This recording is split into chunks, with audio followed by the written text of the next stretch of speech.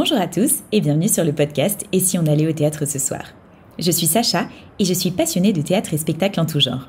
Sur ce podcast, je reçois à mon micro des personnalités du monde du spectacle. Comédiens, metteurs en scène, auteurs ou autres, l'idée, c'est de vous faire découvrir les coulisses de ce monde où tout n'est pas que paillettes. Cette fois-ci, j'ai reçu à mon micro Eva Ramy. Eva est comédienne et auteure, elle a notamment écrit un triptyque de seul en scène, dont le dernier, qui s'appelle « Va aimer », est à l'affiche actuellement du théâtre Le Pic. Ce seul en scène pourtant teinté d'humour parle d'un sujet très fort que sont les violences sexuelles et les traumatismes. Eva y incarne 18 personnages avec beaucoup de talent et ce spectacle est d'ailleurs éligible aux Molières cette année. Dans cette interview, Eva m'a raconté son parcours, m'a parlé de la façon dont elle appréhende la scène, que ce soit en solo ou en troupe, et de plein d'autres choses que je vous laisse découvrir. Eva est passionnée et passionnante et j'ai hâte que vous découvriez cette interview car moi, je l'ai adorée. Alors, bonne écoute.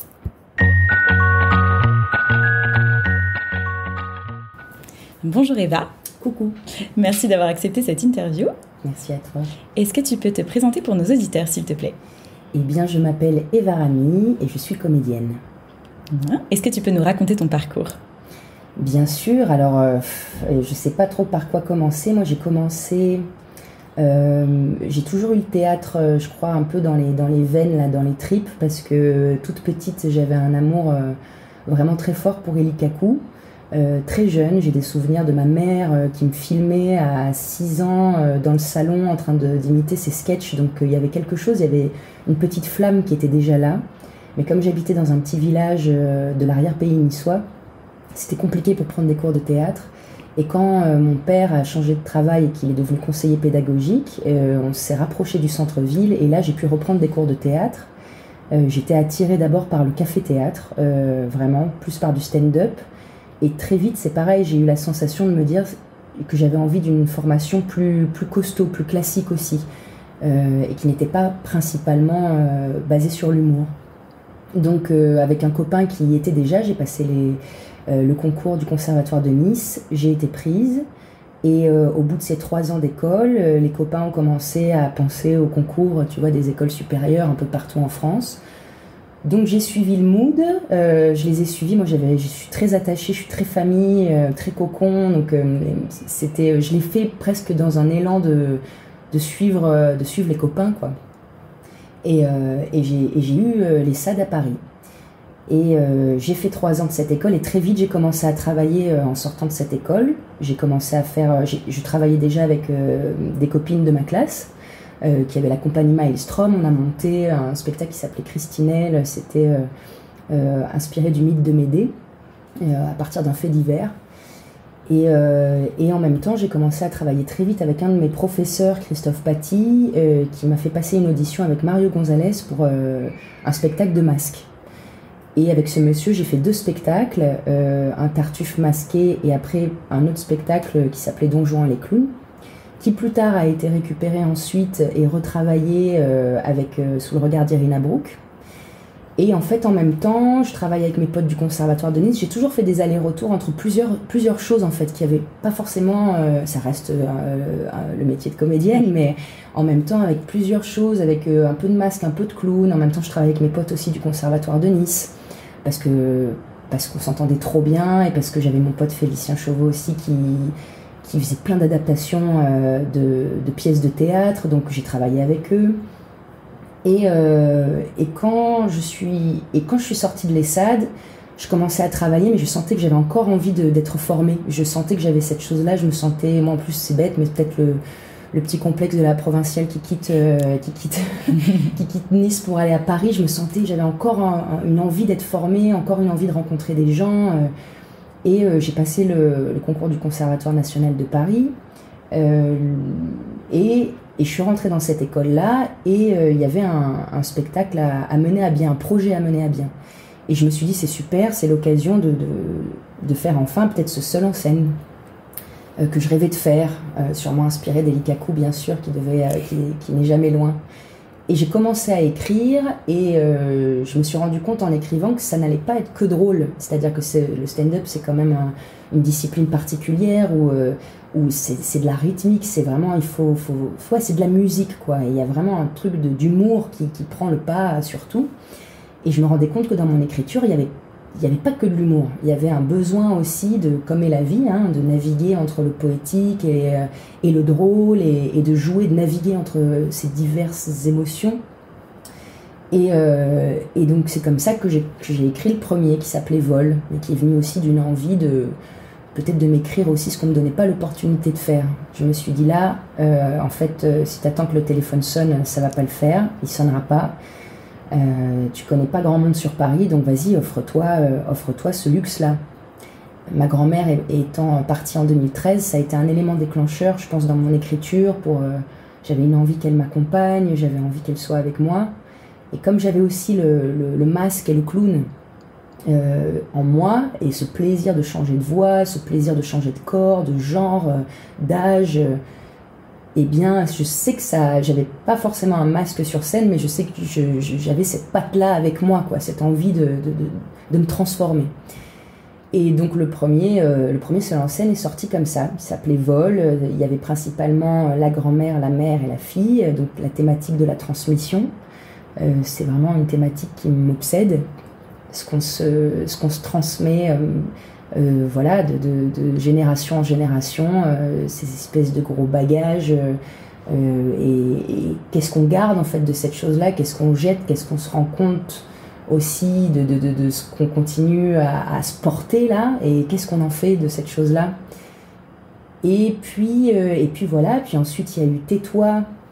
Tais-toi, ça a été une commande de Françoise Naon, qui était directrice du festival Femmes en scène à Nice, et avec qui j'avais déjà travaillé sur un premier seul en scène qui s'appelait L'inattendu de Fabrice Melchior. C'était mis en scène par un ami à moi, Benjamin Mineco. Elle nous a donné cette opportunité-là, elle m'a jamais vraiment lâchée. Et je crois que c'était en 2017, elle me dit « Est-ce que tu as quelque chose encore sous l'aile là qui arrive ?» Et je lui ai dit « Bah écoute, je viens de faire mon premier seul en scène, mais en effet, j'ai peur d'y retourner, comme si ça avait été un coup de bol, ça s'est tellement bien passé. J'avais notamment Emmanuel Beno, qui est toujours mon ami et qui est aujourd'hui, même encore, mon collaborateur artistique sur Va Aimer, donc sur le 3e. Et c'est Emmanuel qui m'avait dit « Mais viens, on fait Avignon ». Enfin, ça avait tellement bien marché aussi vite que j'avais peur d'y retourner. Et Françoise, elle m'a donné cette opportunité-là, elle m'a dit « Écoute, il y a le festival Femmes en scène, c'est en mars prochain, la marraine c'est Irina Brouk, et je me suis dit bon allez, vas-y quoi, c'est l'occasion, on y va. Et donc j'ai fait celui-là en 8 mois top chrono, quoi, du moment où j'ai commencé à l'écrire jusqu'à la présentation du spectacle, il s'est passé 8 mois. Oui, c'est super rapide. Très rapide. Ouais. Et c'était comme une commande en fait un peu.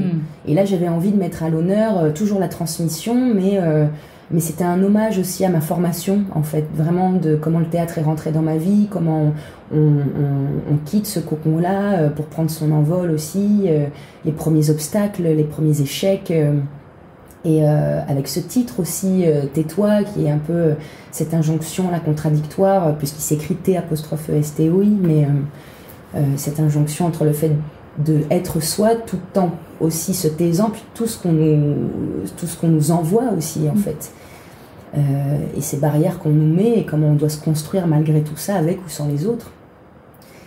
Et entre-temps, toujours à travailler avec d'autres compagnies.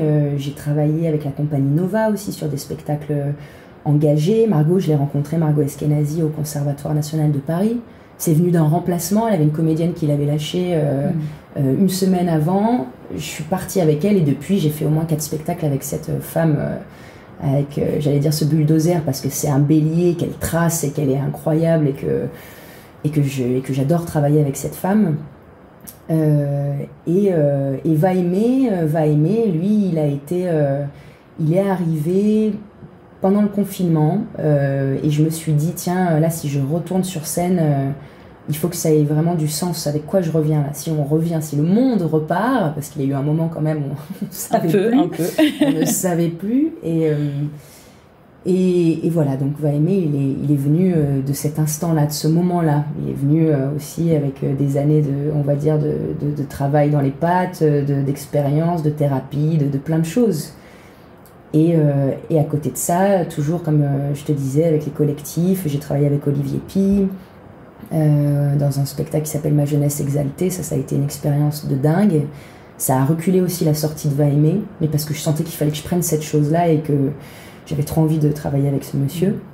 Le challenge en plus était énorme et moi j'adore les challenges et c'était un spectacle de 10 heures, donc je me suis dit allez on y va, mais ça va être merveilleux avec une équipe de killers, donc je me suis dit bien sûr allez c'est pas grave, de toute façon Va aimer, il est là, il va sortir, et quelque part je pense que c'était pas plus mal parce que le fait d'avoir pu vraiment digérer l'écriture, digérer ce spectacle, je pense que ça a été vraiment bénéfique pour moi, pour l'assumer encore mieux en 2000, j'ai peur de dire une bêtise, 2023, voilà, c'était l'année dernière.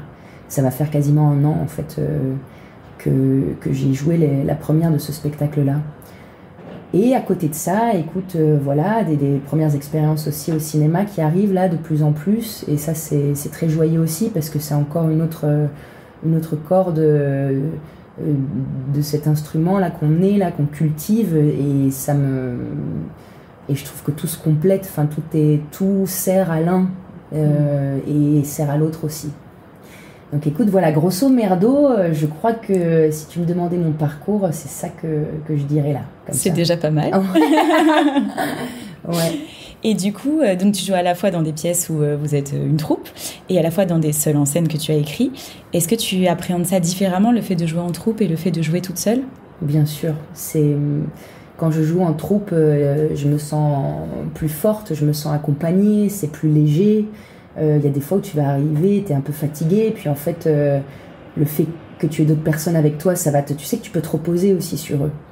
Le fait d'être toute seule, c'est vertigineux. Et pourtant, ça va faire 10 ans maintenant que j'ai écrit le premier et que je le tourne. Mais il y a toujours, il faut aller convoquer des choses aussi. Des fois, encore une fois, tu viens avec ton bagage et des fois, tu te sens un peu seul. Je pense que les gens, ils fantasment un peu la tournée aussi des comédiens, et des fois, tu te retrouves un peu seul dans des endroits où, comme t'es pas connu, la salle, elle est pas très remplie, et puis tu vas avec ça. Il faut aller puiser vraiment dans les profondeurs de ton jus interne pour arriver à y aller. Et donc c'est vraiment deux choses différentes, mais ces deux choses-là se complètent et me font du bien. Avec mes seuls en scène, j'ai une liberté totale. Je pense que j'ai pris de la confiance, j'ai pris de la comment on appelle ça, de l'assise, quoi. Tu vois, vraiment les pieds bien dans la terre. Je pense que ça m'a donné un endroit de confiance et de légitimité aussi, qui a un long travail. C'est vraiment mon chemin de bataille. Je sais pas, j'ai fait un remix d'expression, ça c'est un peu ma spécialité, mais et avec les copains, quand je joue avec les copains, ouais, c'est plus léger. Ouais. Ok. Et donc dans les 3 seuls en scène que tu as écrits, c'est le personnage de Elsa Ravi. Oui. Est-ce que Elsa Ravi, c'est un peu toi ?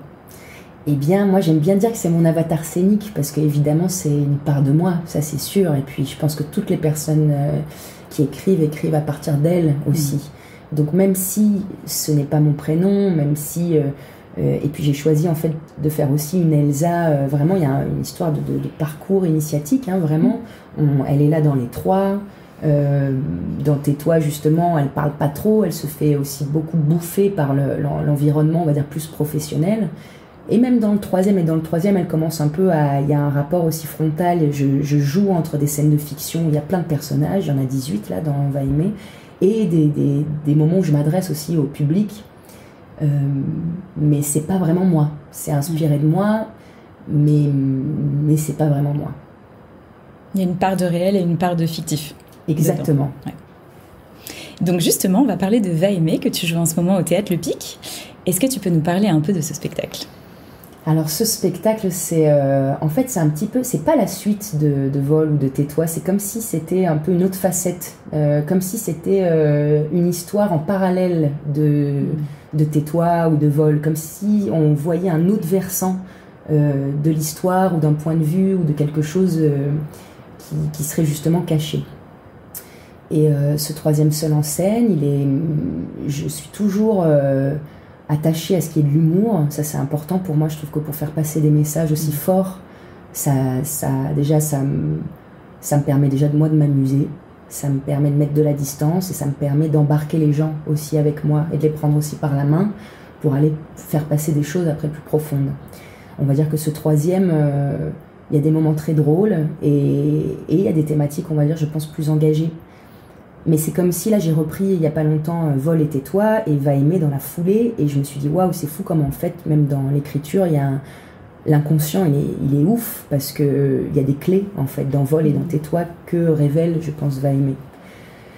Et celui-là, il est plus, on est toujours sur la transmission bien sûr, avec l'émancipation en toile de fond, c'est un peu le nerf de la guerre. Donc avec on a ce personnage Elsa que l'on suit dans son éducation affective et sexuelle davantage, et il est question de trauma aussi, de sujets plus profonds, de violences sexuelles,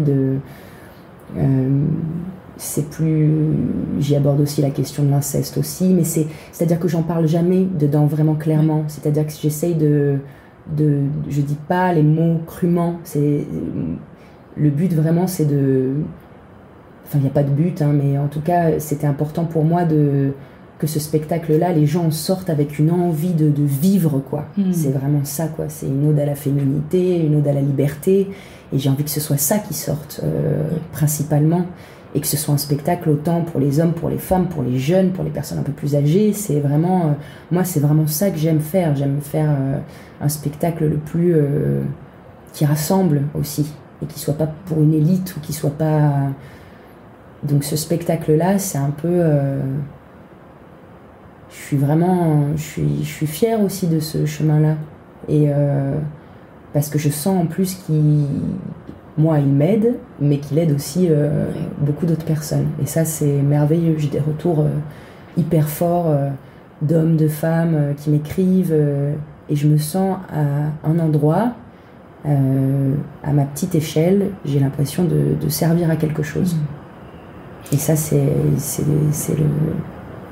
la plus belle chose qui puisse arriver, je crois, quand tu crées quelque chose. Et justement, le fait d'avoir écrit sur un sujet aussi fort et intime, est-ce que ça n'a pas été difficile de se dire, bon bah ça y est, je l'écris et je vais le jouer devant des gens ? Bien sûr, bien sûr.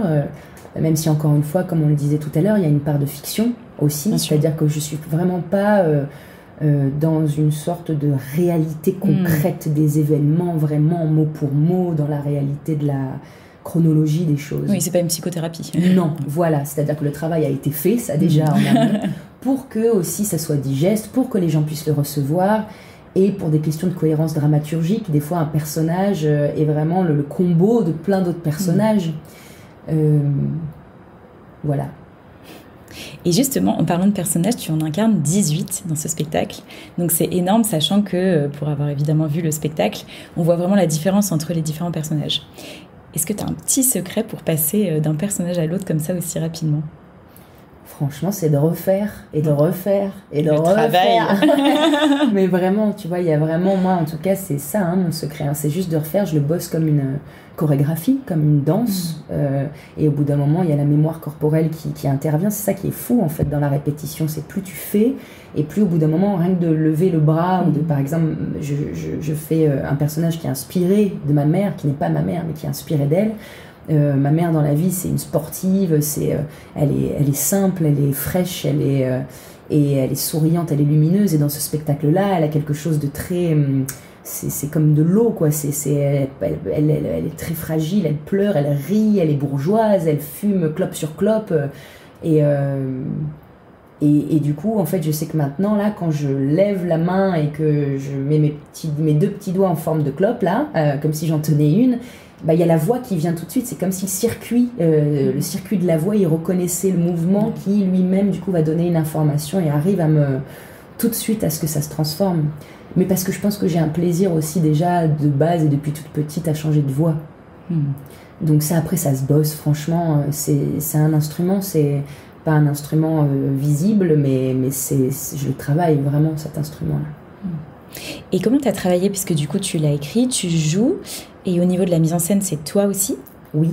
En fait, j'ai écrit les trois. J'ai toujours le regard depuis le début de mon amie d'enfance, Camille Bougeot, qui d'ailleurs dans le Va aimer, Miette, le personnage de Miette est inspiré d'elle, vraiment.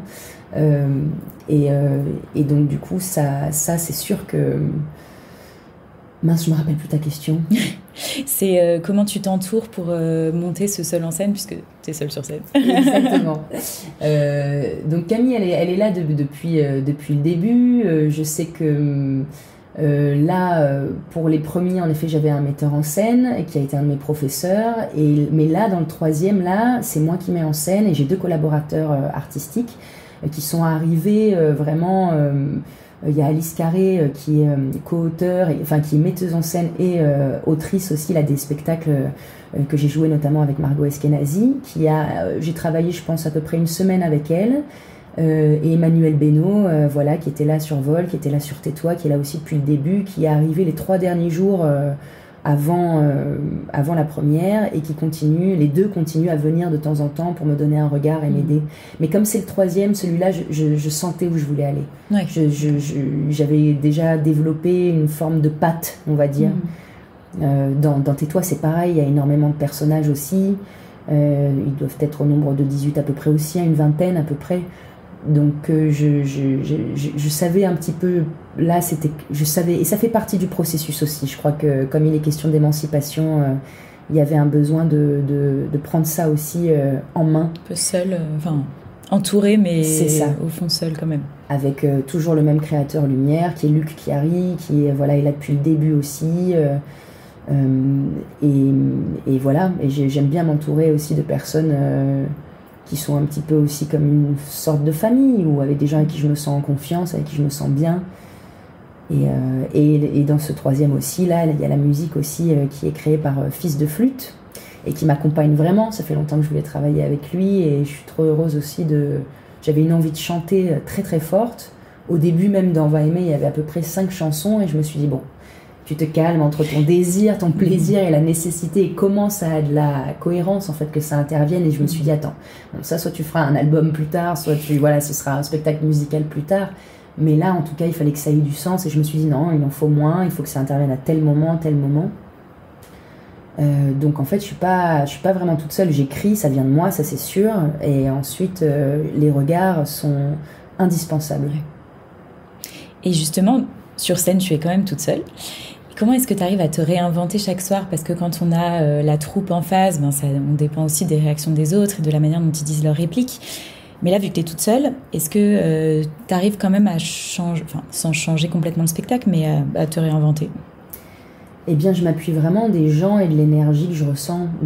C'est ça qui est dingue, c'est que des fois, et pourtant je fais les mêmes rituels avant d'aller jouer, c'est le même texte, c'est moi, mais en fait, en fonction des personnes dans la salle et des énergies, de qui est assis à côté de qui, est-ce qu'il y a des gens qui vont être plus rieurs, et si des fois il y a un peu moins de personnes dans la salle, les gens sont plus pudiques, donc ça réagit pas pareil. Moi, je sais que je travaille beaucoup aussi à accepter que des fois ça ne rit pas forcément, et que si ça ne rit pas, c'est pas grave, et que ça ne veut pas dire qu'ils n'aiment pas, mais en fait qu'ils sont dans une écoute. Et parce qu'en effet, le rire, c'est tellement une réaction immédiate qui nous conforte et qui nous rassure, parce qu'on se dit ah, ils sont là quoi. Alors qu'en fait là c'est ça que j'apprends aussi, parce que je le joue Va aimer là depuis septembre au Théâtre Le Pic, et vraiment je suis passée par plein d'étapes, à des fois à sortir à me dire oh là là j'étais pas dedans, c'était nul, et des fois tu te dis bah en fait t'as des retours merveilleux de gens qui disent mais en fait ça y va, il y a que toi qui le sais, moi je le sais pas, et moi je me prends le spectacle pour la première fois, et il y a que toi qui sais comment tu modules, comment tu évolues, parce que c'est vrai qu'il y a des fois c'est dingue, tu sais pas pourquoi, t'arrives un peu fatigué, puis d'un coup les gens ont envie de se marrer ce soir-là, il y a une espèce d'énergie de groupe là qui fait qu'il y en a un qui va rire très fort, ça lance les autres, et moi ça va me réveiller, ça me donne une patate, ça me galvanise, et ça va me transformer, et ça influe sur moi, donc je sais que je m'accroche vraiment à ça. Et comme je viens, je pense aussi du masque et du clown, encore une fois, et qu'on travaille beaucoup sur l'improvisation aussi, t'as ton texte, t'as ta partition claire, et vraiment dans le masque et dans le clown, tu joues avec ce qu'on appelle des accidents. Et donc j'ai été vraiment formée à ça aussi. Donc je m'accroche à des regards, je m'accroche à des rires, et j'essaie de suivre le fluide. Il y a des fois où je me dis bah tiens là aujourd'hui j'ai mes règles, j'ai mal au ventre, donc peut-être que je vais être un petit peu plus courbée, peut-être que ça va jouer à un endroit d'émotion aussi où je vais être un peu plus fragile, un peu plus, je me laisse parcourir par ça, vraiment. J'essaie de pas lutter avec ça. Intéressant. Et justement, tu parlais de rituels. Est-ce que tu en as un avant de monter sur scène? Mais j'en ai 20 000. Ah. J'en ai 20 000. Je suis très toquée. J'ai un besoin. Déjà, j'arrive 2 heures avant le début du spectacle. J'échauffe la voix pendant 20 minutes. Ensuite, je fais à peu près une demi-heure de respiration yoga. Je me fais des petits passages où peut-être je me suis sentie fébrile la veille, ou des petits passages qui m'inquiètent un petit peu dans la rythmique, ou justement, tu vois, comme on disait, dans le passage d'un personnage à l'autre, ou quand je dois parler très vite, ou quand ça... Donc ça, ces petits moments-là, je les fais pour me rassurer. Je me masse les pieds avec de l'huile de Golteri et avec du baume du tigre pour réveiller, parce que sous les pieds, on a plein de points, donc des fois, même quand t'es un peu fatigué, si t'as pas le temps, ça c'est vraiment un petit conseil bête, mais rien que de se masser les pieds, ça réveille énormément.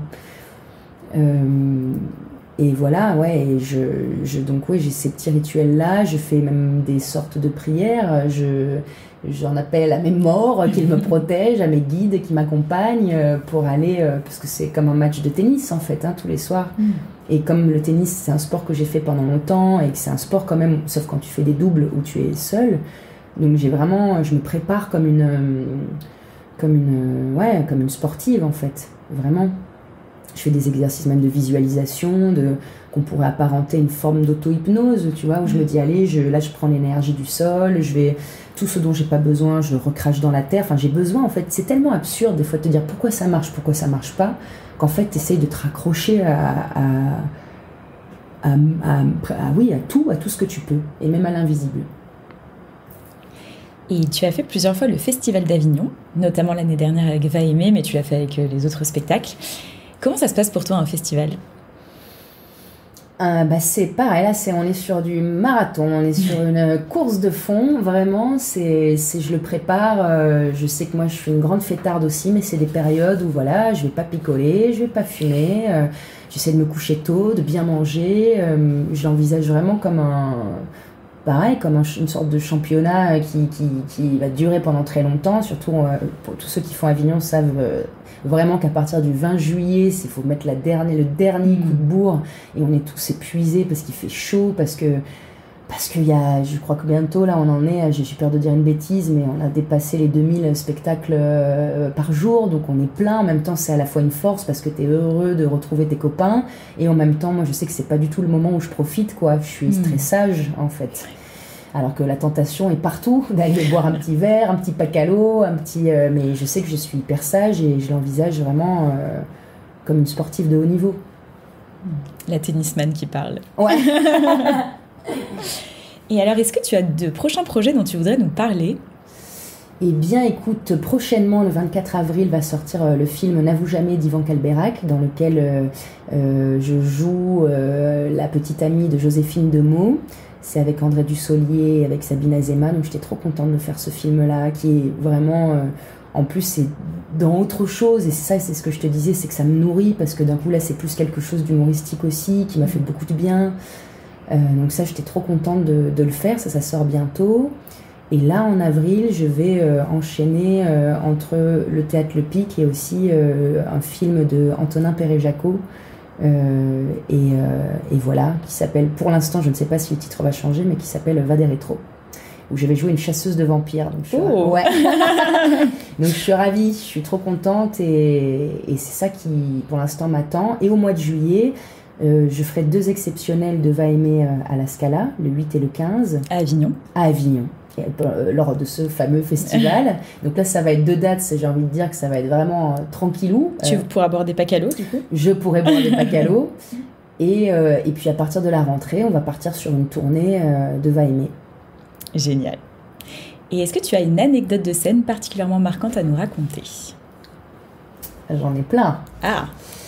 J'en ai plein, parce que c'est vrai que avec le nombre de dates que j'ai fait de tournée, je me suis retrouvée des fois avec des réactions de dingue. Je crois que celle qui m'a le plus marquée, c'était Tais-toi au théâtre d'Antibes à Antea, où je jouais justement après, en plus avoir transpiré, mais vraiment comme un bœuf, et d'avoir tout donné. Je joue dans Tais-toi une professeure qui vraiment, moi c'est celle qui m'a, dans ma formation vraiment, qui m'a ouvert au théâtre contemporain, à une autre forme de théâtre que je ne connaissais pas. et qui était vraiment, elle nous faisait des échauffements absurdes. En plus, t'es dans l'adolescence, ton corps il bouge, il change, t'es mal avec ta voix, ton corps, y a rien qui est synchronisé, c'est une catastrophe. Enfin, tu vois, du coup, t'es vraiment mal, et elle nous aidait vraiment à nous faire sentir le corps, la voix, à chanter, Et donc je fais un moment dans Tais-toi, un moment vraiment où je suis avec plein d'élèves et avec cette professeure qui parle du périnée, vraiment de jouer avec son sexe, de lâcher son... Et là, j'entends une femme... Non, d'abord, je sais pas que c'est une femme. Mais j'entends dans les gradins vraiment ça, quoi. Vraiment un bruit très très fort où je me dis, putain, mais alors là, il y a quelqu'un qui est en train de vraiment de partir et de ne pas cacher son détail, quoi. Donc, comme je te disais, je ne peux pas faire autrement, donc je joue avec cette chose-là et je finis par demander est-ce que tout va bien ? Et la femme crie dans la salle ah oui, non, je dis rien de grave. Et elle dit ce qu'il y a de grave, c'est qu'on a payé nos places. Et elle s'en va. Et vraiment, je me rappelle de ce moment-là, c'était tellement fort parce que, à la fois, c'est un choc, parce que là, il y a vraiment le réel qui entre dans la fiction. Et en même temps, j'ai eu un soutien du public très fort, qui l'ont hué, qui m'ont applaudi, qui m'ont donné la force de repartir. En plus, à ce moment-là, je lisais les accords Toltec, donc du coup, j'étais vraiment en train de me dire, attends, quoi qu'il arrive, n'en fais pas une affaire personnelle. Voilà, pas de supposition, Et je me rappelle avoir fait un tour de piste, à tourner un peu, et toute la fin du spectacle, je sais que je faisais des petites anecdotes et des petites allusions à ça. Et c'est vrai que ça m'a appris aussi de me dire, bah oui, en fait, t'as beau donner toutes tes tripes, y mettre tout ton amour, en fait, tu plairas pas à tout le monde, quoi. Et ça, c'est pas ta guerre, en fait. Et il faut l'accepter, cette chose-là, sinon tu peux très vite être malheureux. Et qu'est-ce qui te fait vibrer dans le théâtre ? Bah, c'est cette espèce, justement, je reste sur la vibration là dont tu parles, mais c'est cette espèce de vibration qu'il y a avec le public, c'est dingue, quoi. C'est dingue, il y a des fois, c'est ce que je te dis, j'arrive, je suis fatiguée, et puis ça me redonne une patate de dingue. Et ça, c'est quand ça se passe bien, et tu prends tu prends des racines, quoi. Tu prends de la hauteur, et en même temps, il y a quelque chose où tu te sens plus fort, tu te sens à un endroit aussi, tu dis, bon, bah, j'ai pas fait ça pour rien. Et ça, cette chose-là, elle est tellement impalpable, c'est tellement quelque chose de l'ordre de la magie, cette espèce de vibration qui se passe pas du tout, même au cinéma, sur un tournage, tu peux refaire la scène 20 fois, là au théâtre, t'es parti, il y a un truc un peu de l'ordre du sportif, pour moi vraiment encore, hein, mais on me dit ça commence à 20h30 et tu dois aller jusqu'au bout de ça, et tout est possible dedans, parce que c'est bien le nom, hein, c'est du théâtre vivant, et c'est la vibration avec le public qui est quand même... c'est comme une drogue, hein, c'est vrai, hein, je pense aux gens qui font des sports extrêmes, ou du saut en parachute, ou des choses comme ça.